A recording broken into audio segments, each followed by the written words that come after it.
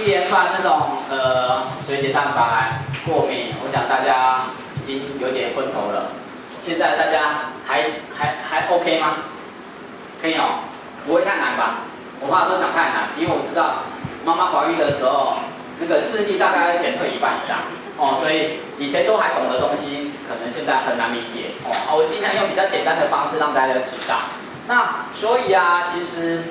我们还是回到最一开始，也就是说，我们今天的重点是什么？希望能在这关键1000天，能透过饮食的方式，让小朋友能获得足够完整的营养，对于他日后产生过敏的情况，能尽量做到减缓，甚至让它不要发生的可能。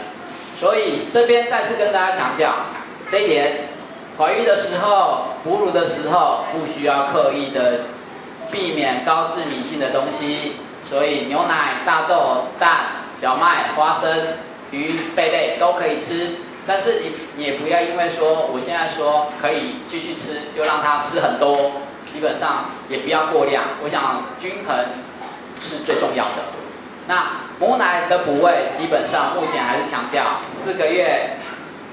到6个月这个时间会是最好。你能继续喂到2岁、3岁都没关系。重点是那个时间点，你还需要搭配其他的营养来源，这样小朋友的营养成分，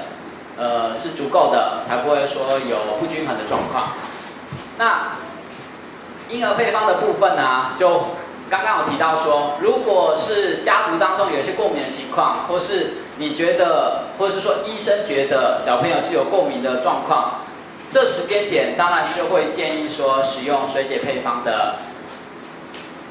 的牛奶基本上可以有预防过敏性疾病的状况哦。那当然这边还是再次强调，你可以选择有临床研究证实有效的配方，基本上才不会说花大钱之后发现好像效果很有限哦。那另外副食品这个部分，还是不管你有没有喝水解蛋白。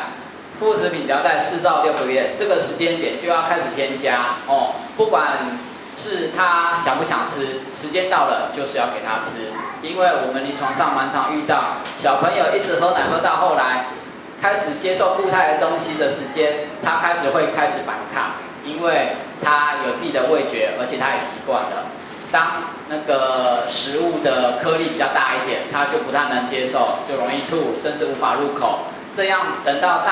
大一点1、2岁，他可能慢慢还会再演变说所谓的喂食困难，就是他什么东西都不吃，只喝奶。重点虽然他可以一直喝奶，奶对于小朋友如果已经到1岁、2岁，它的营养成分，即使他用非常高浓度的、非常高热量的，它的整体的营养素还是不够，因为它还是要搭配我们大人吃的饭、面、鱼肉蛋。它还是不能完全取代的哦，因为我们大人也不会只有喝奶长大，所以他还是要吃正常的东西。所以在适当的时间，能4到6个月当中，其实小朋友开始觉得想吃，就可以开始吃，好不好？所以这边再跟大家提醒一下，那吃的顺序基本上就是先从低致敏性的东西开始。那可能1、2个月之后吃的 OK， 他愿意吃，我们再开始增加鱼肉蛋的蛋白质比例比较高的东西。好，所以刚刚讲到今天重点，那水解配方基本上我们还是要提一下哦，虽然这个。